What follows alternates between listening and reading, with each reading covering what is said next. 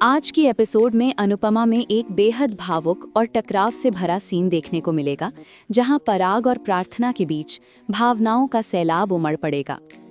पराग प्रार्थना से टूटे हुए दिल के साथ कहेगा कि मैं जिंदगी भर तेरी और तेरे बच्चे की जिम्मेदारी उठाने के लिए तैयार हूँ।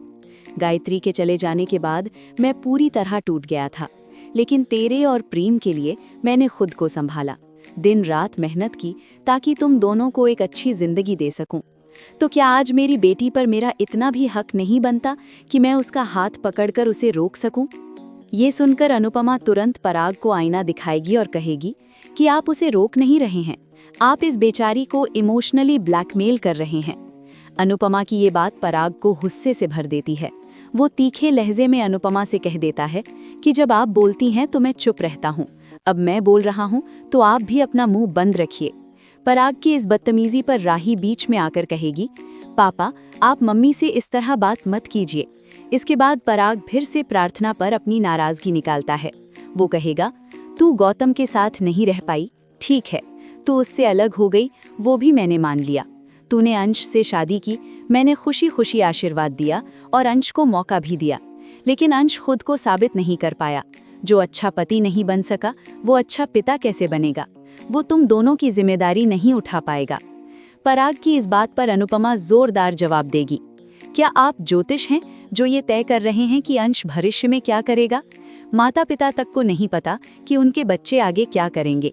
इसीलिए ही माता पिता अपनी बेटियों को खुशी खुशी विदा करते हैं और यही दुआ करते हैं कि बेटी हमेशा खुश रहे। बेकार के तुक्के मत लगाइए और अपनी बेटी को खुशी से विदा कीजिए।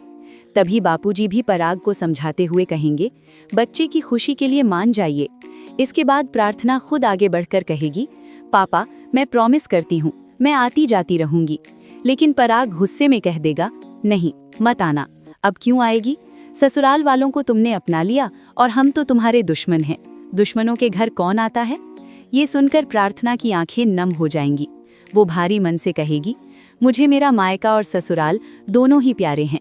मुझे बहुत मुश्किल से ऐसा ससुराल मिला है। मैं यहाँ माँ की वजह से रह रही थी।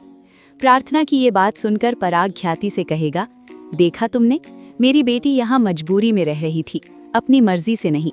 सुना था शादी के बाद बेटियाँ पराई हो जाती हैं, लेकिन यहाँ तो बेटी का बाप ही पराया हो गया। अब बड़ा सवाल, क्या अनुपमा प्रार्थना को यहीं रहने देगी या फिर उसे अपने साथ लेकर जाएगी? आपको क्या लगता है? नीचे कमेंट बॉक्स में अपनी राय ज़रूर बताइए। और ऐसे ही हर रोज़ अनुपमा के लेटेस्ट अपडेट के लिए चैनल को लाइक, शेयर और सब्सक्राइब करना ना भूलें। धन्यवाद।